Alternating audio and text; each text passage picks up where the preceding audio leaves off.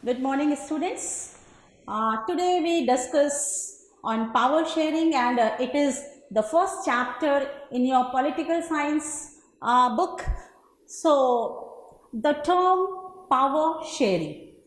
Here, just I would like to tell you that what is the meaning of sharing. Sharing का मतलब क्या होता है? Sharing मतलब हम यदि अपने इमोशंस को, हम अपने फीलिंग्स को या हम अपने बिलोंगिंग्स को यदि किसी के साथ शेयर करते हैं, दैट इज शेयरिंग। और शेयर करने का एडवांटेज क्या होता है? यदि हम अपना जो फीलिंग है, यदि हम अपने फीलिंग्स को किसी के साथ शेयर करते हैं तो उसका सबसे पहला एडवांटेज होगा, यदि हम बहुत खुश हैं या हम बहुत उदास हैं और हम यदि किसी के साथ शेयर करते हैं तो इसका मतलब ये होगा कि मुझे थोड़ा सा रिलैक्स फील होगा, या मेरी खुशी में जब कोई दूसरा शामिल होता है तो मुझे काफ़ी अच्छा लगेगा।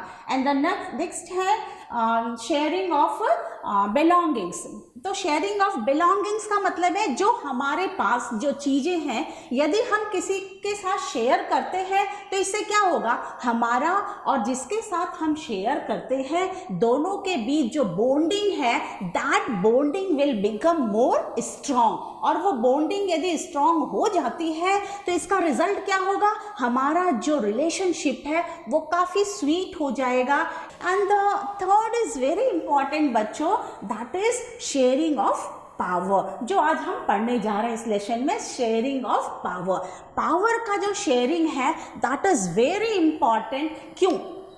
आप अपने घर में ही ले लीजिए, यदि आपके घर में पावर का शेयरिंग किया जाता है, सपोज एक ही फैमिली के एक ही मेंबर को यदि पावर दे दिया जाता है तो बाकी जो मेंबर्स क्या करते हैं, वो अपने आप को कहते हैं कि no I am not like this, इसीलिए मुझे पावर नहीं दिया जा रहा है। तो पावर शेयरिंग का मतलब यदि हम उसको पावर दे रहे हैं तो देने से क्या होता है, जो व्यक्ति को हम पावर दे रहे हैं he will become more sensible and responsible for that particular work. So यदि हमें किसी व्यक्ति के जो क्वालिटीज़ है उस क्वालिटीज़ को और थोड़ा सा प्रमोट करना है तो पावर उसको देना बहुत ज़रूरी है। And this power help him to build his quality as well as the tendency of responsibility, So here in your NCERT textbook they have given example of power sharing through the examples of two countries, and that countries are Sri Lanka and Belgium. Now we discuss power sharing of Sri Lanka. Now we discuss on the power sharing of Sri Lanka. In 1948 Sri Lanka become independent, and जब 1948 में श्रीलंका को independency मिली थी, and that time जो श्रीलंका का जो ethnic composition है, here I am going to tell you the ethnic composition of Sri Lanka. यहाँ पे आप सोच रहे होंगे पावर शेयरिंग में एथनिक कॉम्पोजिशन का क्या काम है। यस, उसके बाद हम इसकी भी चर्चा करेंगे कि पावर शेयरिंग में एथनिक कॉम्पोजिशन का क्या रोल है, इंपॉर्टेंट रोल है। सो here we discuss the ethnic composition of Sri Lanka.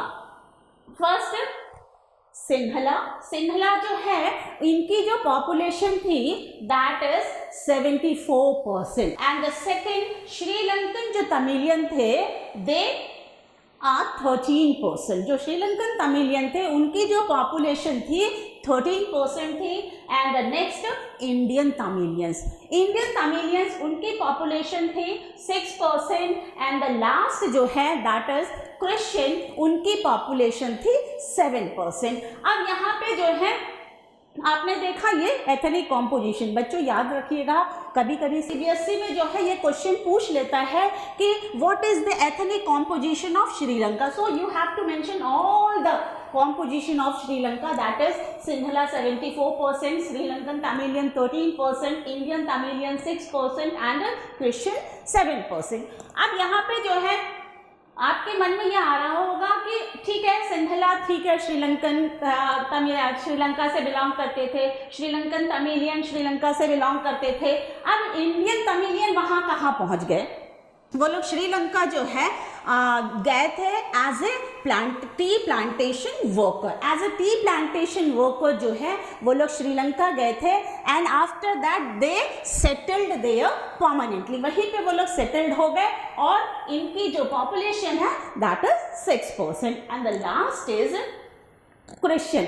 तो क्रिश्चियन जो है, क्रिश्चियन का जो पॉपुलेशन है दैट इज 7% एंड जो क्रिश्चियन थे उन लोग सिंहलाज भी थे एंड इवन दो वो लोग तमिल भी बोलते थे, वो लोग सिंहलाज लैंग्वेज भी यूज करते थे और तमिल भी बोलते थे। Sri Lankan Tamilians they use to use language Tamil.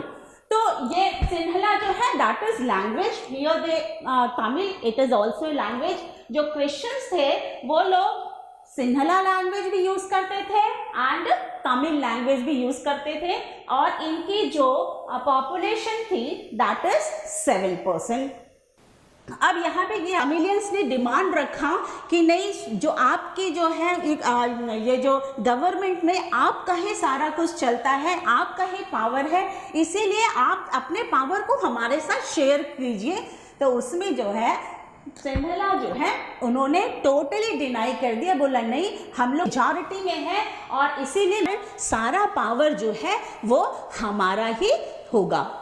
तो अभी जो हम बता रहे बच्चे कि सिंहला जो कम्युनिटी है, जो लैंग्वेज के पीपल है, they are in majority and they denied to give power to other Tamil people. तो इसके लिए उन्होंने क्या किया, एक एक्ट पास किया and that act passed in the year 1950s and the name जो है the name of that act was majoritarian policy। अब उस majoritarian policy में उन्होंने ये जो है एक्ट पास कर दिया कि सिंहला जो लैंग्वेज है that will become the official language of Sri Lanka.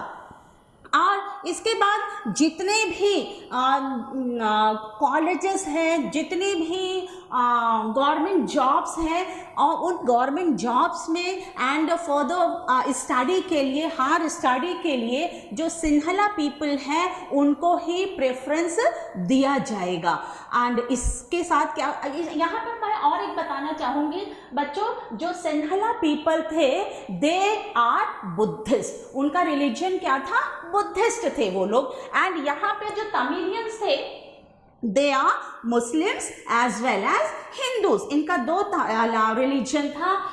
जो Sri Lankan Tamilians as well as Indian Tamilians they are Hindus as well as Muslims. तो यहाँ पे बुद्धिज्म को भी सिंहला पीपल ने क्या किया, बुद्धिज्म को भी प्रमोट किया एंड उसको प्रमोट करने के कारण जो minority group of people, minority group of people में कौन है, that Tamilians, Hindu Tamil, Muslim Tamil and the rest Christian, जो उन लोगों ने क्या किया, आंदोलन छेड़ दिया।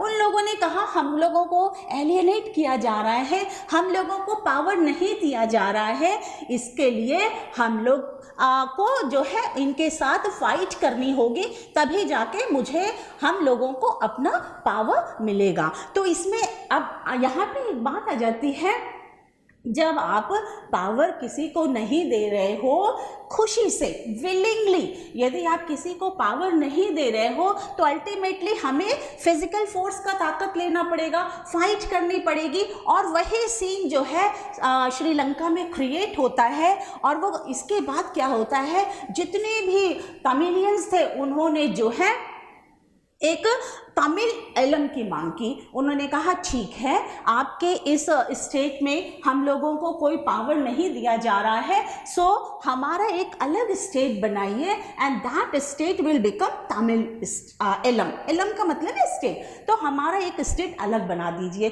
उसके लिए भी सिंहला जो पीपल थे वे राजी नहीं हुए and ultimately civil war started. और जो आपस में ही इन लोगों का सिविल वॉर, यहाँ पे मैं आपको बताना चाहूँगी the meaning of civil war. Civil war जो है that is not defence war. Civil war मतलब the fighting of people with each other in a country. एक कंट्री के अंदर लोगों का आपस में ही फाइटिंग करना, that is known as civil war for their right. अपने राइट के लिए फाइटिंग करना. सो सिविल वॉर जो है वो स्टार्ट हो जाता है.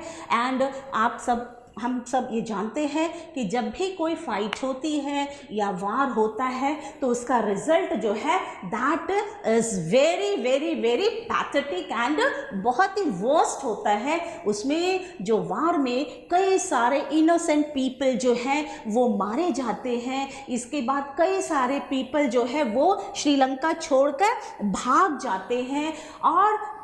और ये नहीं, इसके बाद और होता है जो श्रीलंका की जो डेवलपमेंट है, इकोनॉमिक कंडीशन. वार में तो डेफिनेटली इकोनॉमिक कंडीशन क्या होगा किसी भी देश का, वो डाउन हो जाएगा. और जैसे ही इकोनॉमिक कंडीशन श्रीलंका का डाउन हुआ वैसे ही जो प्रोग्रेस था श्रीलंका का, जो प्रोग्रेस, दैट प्रोग्रेस जो है विल स्टॉप, वो रुक जाती है. श्रीलंका की प्रोग्रेस भी जो है वो रुक जाती है, डेवलपमेंट उनका नहीं होता है.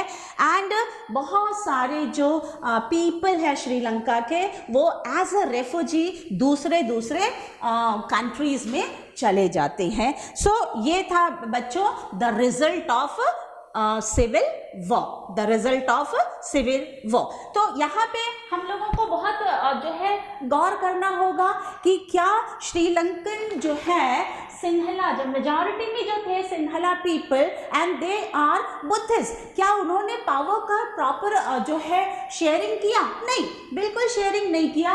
और जो पावर का शेयरिंग जब उन्होंने नहीं किया, अल्टीमेटली उसका जो बहुत ही बैड इम्पैक्ट पड़ा श्रीलंका पे. एंड वो बैड इम्पैक्ट आपको मैंने बता दिया. सिविल वॉर हुआ, डेवलपमेंट रुक गया, कई इनोसेंट पीपल मारे गए एंड कई सारे जो पीपल हैं दे went to other countries as a refugees, refugee बन के दूसरे कंट्रीज में चले गए. So this is the story of Sri Lanka. Now come to the story of Belgium. सो यहाँ पे जो है मैं बता दूं, बेल्जियम जो है यूरोप कॉन्टिनेंट का जो है बहुत छोटी सा कंट्री है. तो वो कंट्री जो है इतना छोटा है कि हमारे यदि इंडिया का जो आप हरियाणा स्टेट देखोगे, जस्ट लाइक हरियाणा स्टेट, उनका जो है जो एरिया है जस्ट लाइक हरियाणा स्टेट, इतनी छोटी कंट्री है. और वहाँ पर इसके जो बेल्जियम के जो बॉर्डर्स हैं that connect with France, Germany and Netherland, 3 जो है कंट्रीज हैं, उनके साथ इनके बॉर्डर्स जो है शेयर होते थे. और यही कारण है बेल्जियम में जो है 3 कम्युनिटी के लोग रहते हैं. That the first one is Dutch people, the second one is French people, and the third one is German people. So here I am going to explain you the ethnic composition of Belgium. क्या है ethnic composition? मतलब the people of different languages live together in a country or in a city. That is ethnic composition. The different people of different languages. The people of different languages live in a country, that is ethnic composition. So here the ethnic composition of Belgium is 59. Dutch people is 59%, French people 40% and German people 1%. So ये जो ethnic composition मैंने आपको बताया that is in the center. ये Belgium के country में था. But in opposite to that in the capital of the Belgium, that is Brussels. The capital of the Belgium is Brussels.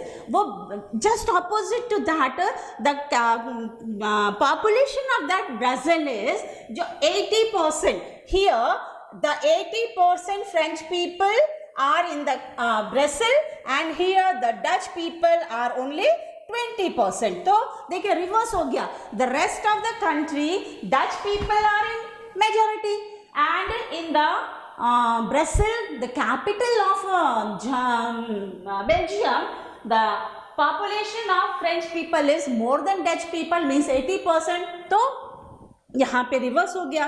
तो अब इसमें क्या होता है कि डच पीपल का जो मेजॉरिटी कंट्री में ज़्यादा होने के बाद भी डच पीपल उतने ज़्यादा जो है आगे नहीं थे, उनको उतनी ज़्यादा सुविधाएं फैसिलिटीज़ नहीं दी जा रही थी, तो उनको जो है बहुत एलियनेटेड फील हुआ, वो बहुत मतलब डिस्क्रेट हो गए कि अरे हमारे साथ क्यों इतना अनजस्टिस किया जा रहा है। जितनी फ्रेंच पीपल ही एजुकेटेड थे, जितना भी इकोनॉमिकली, जितना भी सोशली एंड जितना भी एजुकेशन फील्ड में जितना भी एडवांटेज या जितनी भी उन लोगों को जो मिल रही थी फैसिलिटीज, किसको मिल रही थी? फ्रेंच पीपल को मिल रही थी।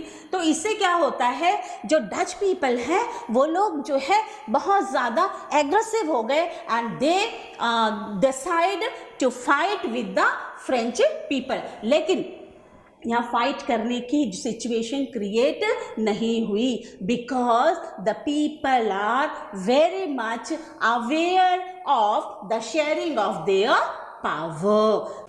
सो बिटवीन 1970 to 1993 जो बेल्जियम कंट्री है वहाँ पे जो कॉन्स्टिट्यूशन है उसको 4 टाइम्स जो है अमेंडेड किया गया, एंड वो 4 टाइम अमेंडेड करने के बाद जो है इन लोगों ने डिसाइड किया ओके हमारा जो पावर है उसको हम इक्वली शेयर करते हैं with home, with Dutch people and the French people। अब यहाँ पे जो ब्रसेल में जो है डच पीपल की जो है population as compare to French people कम था, लेकिन रेस्ट ऑफ द कंट्री में डच पीपल का जो पॉपुलेशन था वो as compare to French people वो ज़्यादा था। तो दोनों ने जो है समझौता किया। क्या समझौता किया? ओके आपका जो ब्रसेल है वहाँ पे भी हमारा जो पावर होगा दैट विल बी 50-50, एंड जो रेस्ट ऑफ द कंट्री है वहां पर भी हमारा जो पावर होगा दैट विल बी 50-50। तो इसका मतलब दोनों जगह जो है दोनों को पावर कैसा दिया गया?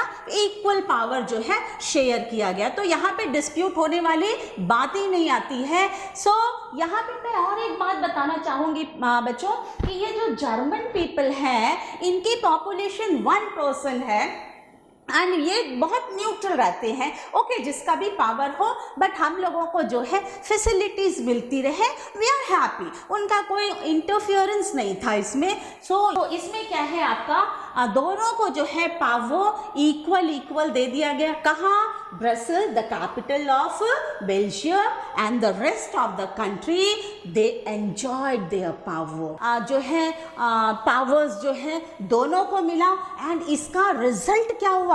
इसका रिजल्ट ये हुआ कि जो बेल्जियम कंट्री है उसकी जो डेवलपमेंट है ऑल राउंड डेवलपमेंट शुरू हो गया। यहाँ पे मैं और एक बात बताना चाहूँगी, इन्होंने जो है जो कम्युनिटी पीपल है, जो कम्युनिटी लोग हैं, जो कम्युनिटी मतलब जो जैसे आपके डच पीपल है, फ्रेंच पीपल है, जर्मन पीपल है, तो विलेजेस में जहाँ वेयर दे लिव, जहाँ जहाँ रह रहे हैं वहाँ पे इन्होंने कम्युनिटी गवर्नमेंट को भी फॉर्म किया। क्यों कम्युनिटी गवर्नमेंट को फॉर्म किया? For the welfare of that concern community people in the field of culture, in the field of education, etc. So these are some advantages of power sharing of Belgium.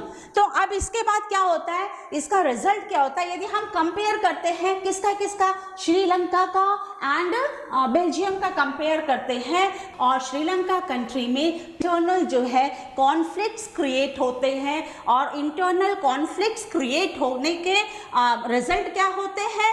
सब लोग जो है अलग थलग पड़ जाते हैं, और जब जैसे ही जहाँ पे आप लोगों का इंटरनल कॉन्फ्लिक्ट्स होगा तो हम लोगों का जो है कोऑर्डिनेशन, लैक ऑफ कोऑर्डिनेशन हो जाएगा, और जहाँ पे लैक ऑफ कोऑर्डिनेशन हुआ वहाँ पे कंट्री का डेवलपमेंट ऑटोमेटिकली रुक जाता है। तो वो श्रीलंका के साथ हुआ, लेकिन रिवर्स ऑफ दैट बेल्जियम में क्या हुआ? इन्होंने पावर को जो है इक्वली शेयर किया with each community of the people. जो यूरोपियन यूनिट है उन्होंने ब्रसेल को जो है हेडक्वार्टर बनाया। सो कितना बड़ा एडवांटेज है। So it become headquarter of European Union. So these are some examples of power sharing of two countries. The first one is Sri Lanka and the second one is Belgium.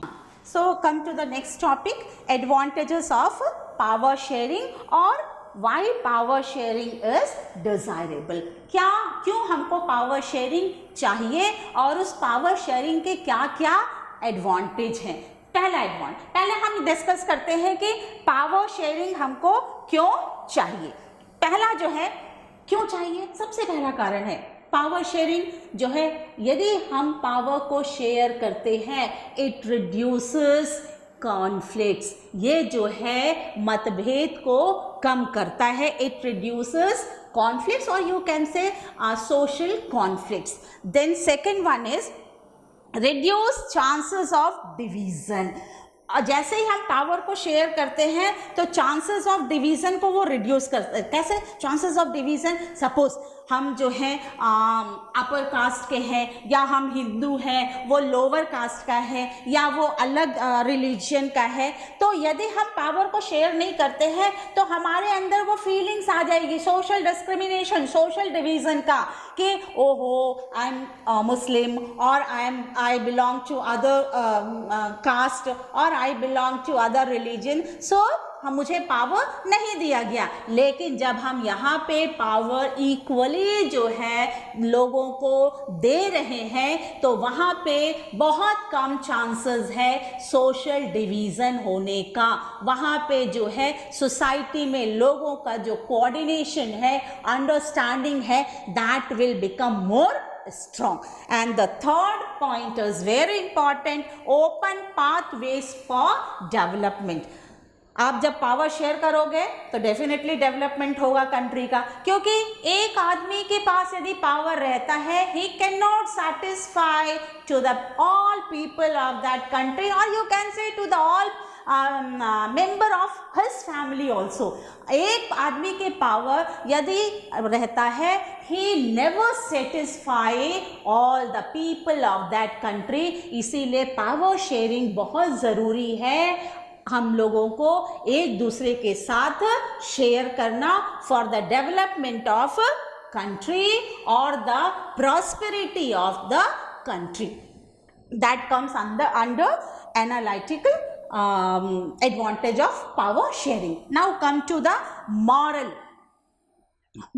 क्या इसका नैतिक, क्यों हमारी नैतिक जिम्मेदारी भी होती है कि हमें पावर शेयरिंग क्यों देना चाहिए. यहाँ पे जो है मॉरल जो है एडवांटेजेस क्या है, क्यों हमको जो है पावर को शेयर करना चाहिए. फॉर एग्जांपल यदि जो है सबसे पहले हम यहाँ पे आपको एक डेफिनेशन देना चाहेंगे. What is the meaning of a democracy. Democracy क्या है? Democracy means the government chosen by the people and for the people. जो गवर्नमेंट है जो उसको हम चूज भी करते हैं एंड वो मेरे लिए ही काम करता है.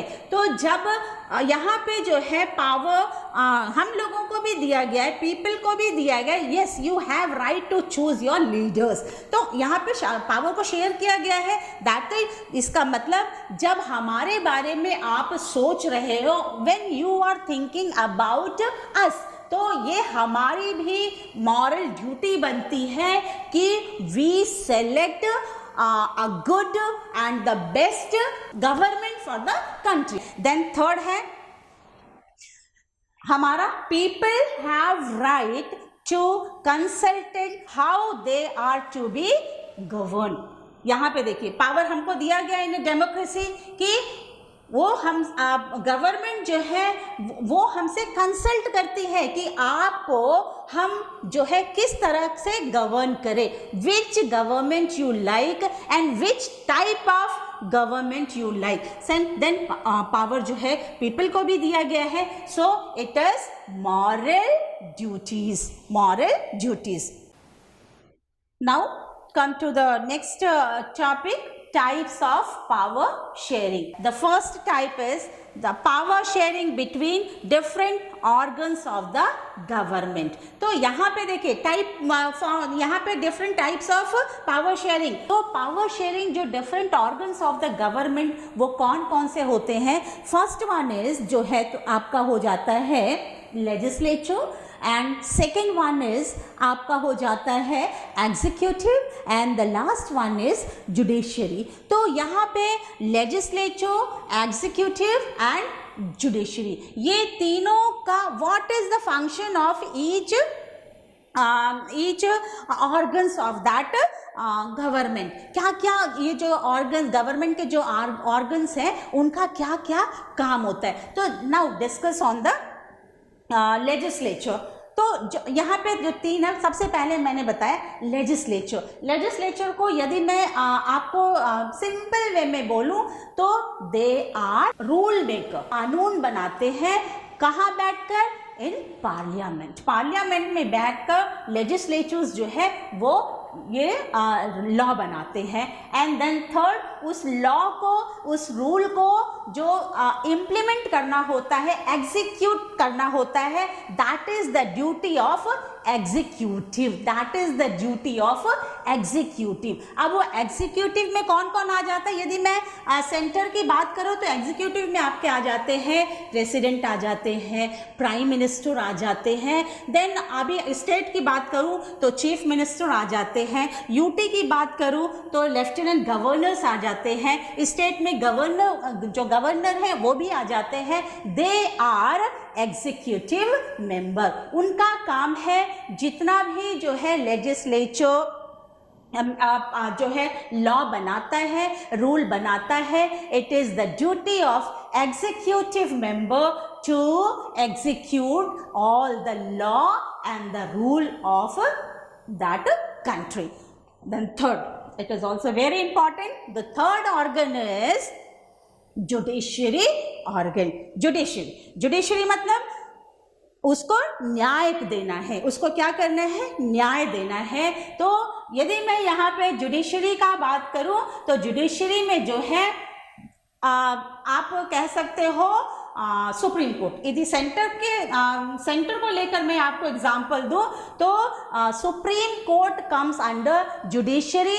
एंड यदि मैं स्टेट के लेवल में बात करूं तो high courts comes under judiciary. मतलब ये जुडिशरी जो है, जो लेजिस्लेचर है एंड एज वेल एज जो एग्जीक्यूटिव जो है, इन दोनों को क्या करता है? दोनों को बैलेंस करता है. दोनों उस पे जो है अपना न्याय सुनाता है. यदि आपने किसी भी कानून को, किसी भी रूल को यदि प्रॉपर वे में एग्जीक्यूट नहीं किया है तो उसके अगेंस्ट में है जो है जुडिशरी अपना निर्णय सुनाता है. सो जुडिशरी जो है वो legislature as well as executive जो पावर है, गवर्नमेंट ऑर्गन्स है, न्याय करता है. एंड सेंटर में जुडिशरी जो है यदि कहूँ तो सुप्रीम कोर्ट आता है, एंड स्टेट लेवल में जुडिशरी मतलब हाई कोर्ट आ जाता है. So these are three different organs of government: legislature, executive and judiciary. So इसको हम लोग, और एक यदि आपके एग्जाम में ये पूछता है डिफाइन या डराइव द डिफरेंट हॉरिजॉन्टल जो है डिस्ट्रीब्यूशन में आप लिख देंगे legislature, executive and judiciary. These comes under horizontal distribution. Then come to the next, power sharing between government of different levels. अब यहाँ पे हमारा जो है डिफरेंट ऑर्गन्स था, अब यहाँ में गवर्नमेंट का डिफरेंट लेवल्स में है. एज यू नो कि हमारे यहाँ पे 3 tier गवर्नमेंट सिस्टम है. कितने टीयर्स गवर्नमेंट सिस्टम है? 3 tier. The first one is union government और you can say central government. The second one is state government and the last one is local government. अब यहाँ पे जो है इन तीनों को इक्वल जो है पावर जो है दिया जाता है. क्यों दिया जाता है? यूनियन गवर्नमेंट जो है अपनी थोड़ी सी जो पावर है वो स्टेट गवर्नमेंट को देती है, because state government look after the welfare और took any initiative action for the people of that concerned state. क्योंकि आप यदि स्टेट को पावर नहीं दोगे तो आपका जो कोऑर्डिनेशन है सेंट्रल लेवल में, स्टेट लेवल में एंड लोकल लेवल में, वो कोऑर्डिनेशन जो है वो ठीक नहीं होगा, वो ब्रेक होगा. सो यदि आपको एक अच्छा कोऑर्डिनेशन बनाना है तो आपको पावर जो है डिवाइड करना ही है, कुछ पावर आपको शेयर करने ही है. तो वो different forms of government, central government कुछ पावर स्टेट गवर्नमेंट को दे देती है एंड लास्ट में जो है लोकल गवर्नमेंट को भी पावर दिया जाता है. क्यों लोकल गवर्नमेंट को पावर दिया जाता है? क्योंकि या स्टेट में बैठकर या सेंटर में बैठकर जो लोकल कम्युनिटी के जो लोग हैं उनके problems, what problem they are facing, उनके प्रॉब्लम को डायरेक्टली ना तो सेंट्रल गवर्नमेंट रियलाइज कर सकता है ना तो स्टेट गवर्नमेंट रियलाइज कर सकता है. कौन रियलाइज करेगा? The representative of that concern area, local authorities. So इसीलिए it is necessary to distribute some power or to disperse some power to the local government, ताकि वो लोग अपने एरिया के जितने भी लोग हैं, जितनी भी जो पब्लिक है उसके वेलफेयर में वो लोग अपना काम कर सके. So these are some different powers sharing in the between the government of different levels. First one is central government, second one is state government and the third one is local government. अब यहाँ पे इसके पहले हमने कहा था legislature, executive and judiciary, these are horizontal distribution, लेकिन यहाँ पे इनको हम कहते हैं वर्टिकल डिस्ट्रीब्यूशन. इसको क्या कहेंगे हम लोग? वर्टिकल. तीनों अपने अपने एंगल में काम करते हैं, अपने अपने एरिया, कन्फाइंड एरिया में अपने फ्रीडम से, विदाउट एनी ऑब्जेक्शन या विदाउट एनी ऑब्स्ट्रक्शन. कोई ऑब्स्ट्रक्शन नहीं देगा, कोई उसमें दखल नहीं करेगा. आपको दे दिया गया है काम, आप अपने हिसाब से काम कीजिए. तो यहाँ पे वर्टिकल इसलिए बोला गया है कि जो पावर आपको दिया गया है आप उसको अपने तरीके से एक्सरसाइज कीजिए. इसमें ना तो सेंट्रल गवर्नमेंट का इन्वॉल्वमेंट होगा और ना तो स्टेट गवर्नमेंट का इन्वॉल्वमेंट होगा. एवरी जो है form of government are free to exercise या to use their power for the development of the country or the welfare of the people. Now come to the next topic, students. Power sharing between political parties. Power sharing between political parties मतलब यहाँ पे यदि मैं democracy की जो है चर्चा करूँ तो किसी भी डेमोक्रेसी में किसी भी एक पॉलिटिकल पार्टी को परमानेंट पावर नहीं दिया जा सकता. ये जो है आपका शेयर जो है, जो जितने भी पावर्स है वो शेयर दूसरे लोगों के साथ भी किया जाता है. फॉर एग्जाम्पल यदि सपोज जो है आप इलेक्शन में यदि एक पॉलिटिकल पार्टी जो है मेजॉरिटी में तो होती है, लेकिन मेजॉरिटी में आने के बाद भी वो जो है गवर्नमेंट बनाने का जो कोरम है वो फुलफिल नहीं कर पाते because of that number of MPs, number of elected member of parliament. तो यदि वो कोरम पूरा नहीं कर पाती है, in that case that party approach other smaller parties. किस लिए उनके साथ अप्रोच करती है? ठीक है, हम लोग दोनों मिलके अलायंस गवर्नमेंट बनाते हैं. अलायंस मतलब हमारा साझा सरकार. ठीक है, आप मेरे पार्टी में आ जाइए. सरकार बनाने के लिए, गवर्नमेंट बनाने के लिए जो नंबर ऑफ जो है रिप्रेजेंटेटिव्स होनी चाहिए वो पूरा करने के लिए उनको जो है ऑफर दिया जाता है. और जब वो उनके साथ जो है जुड़ जाते हैं, अलायंस कर लेते हैं, that party called alliance party. वो पार्टी क्या कहलाती है? अलायंस पार्टी कहलाती है। अब यहाँ पे आ जाता है power sharing with the political parties. आपने जब एक दूसरी पार्टी के साथ अलायंस किया है, गठबंधन किया है, आपने उसको अपने साथ जोड़ा है, तो आपकी ये ड्यूटी बनती है कि आप जो दूसरी पार्टी के जो मेंबर्स हैं, जो आपको मेजॉरिटी के लिए अपना जो है सहयोग दिया है, अलायंस दिया है, तो उनको भी आप पावर्स उनके साथ भी शेयर कीजिए। So that is sharing of power to the between the political parties. यहाँ पे हम और एक आ जाते हैं कि ठीक है, एक पार्टी जो है रूलिंग पार्टी होती है एंड जो दूसरी पार्टी क्या होती है? ऑपोजिशन पार्टी होती है। दो पार्टीज होते हैं पार्लियामेंट में। यदि हम ऑपोजिशन पार्टी को कोई पावर ही नहीं देंगे तो पार्लियामेंट का कोई मतलब ही नहीं है, डिस्कशन का कोई मतलब ही नहीं है। तो उनको जो ऑपोजिशन पार्टी है उनको भी पावर दिया गया है। क्या पावर दिया गया है? कि यदि हमारा जो रनिंग गवर्नमेंट है, हमारी जो रनिंग गवर्नमेंट है, if they do any mistake, it is the duty of that opposition party to raise their voice। अपनी वॉइस को जो है वो रेज करती है, उनके अगेंस्ट में वो जो है आवाज उठाती है, नो आपने ये जो डिसीजन है वो गलत लिया है। तो ये पावर दिया गया है तभी तो हुआ है बच्चों।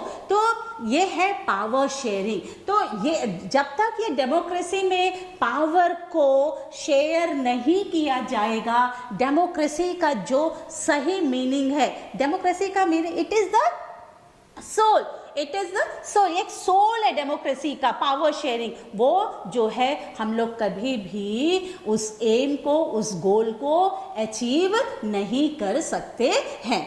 तो यहाँ पे हम लोगों ने अभी डिस्कस किया what is the importance of power sharing और पावर शेयरिंग का एडवांटेजेस क्या है। अब इसके बाद हम लोग जब नेक्स्ट चैप्टर में आएंगे फेडरलिज्म, उसमें हम लोग देखेंगे कि how they dispose, how they discharges some powers to different organs and the different forms of the government. So यहाँ पे मुझे लग रहा है कि आप लोगों को समझ में आ गया होगा। So now I conclude this chapter, power sharing. Hope you might understand this lesson. Okay, thank you.